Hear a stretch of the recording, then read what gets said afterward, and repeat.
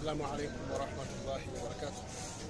Mzunguni wa Islam, tulikuwa kwenye ufunguzi wa mahadi yetu hapa Tapwa Songea, na alhamdulillah tumefanya kazi ya ufunguzi imeisha kuanzia asubuhi mpaka saa hizi tayari tumeshahitimisha.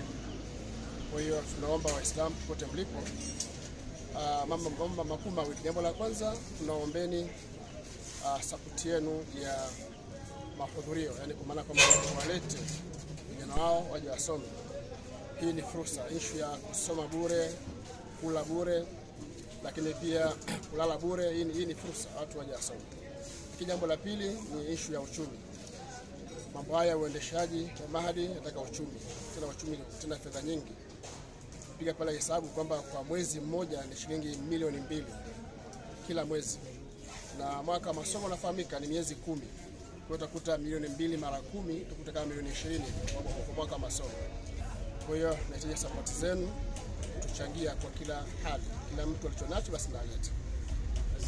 Ndugu zanguni, jambo hili ni jambo muhimu.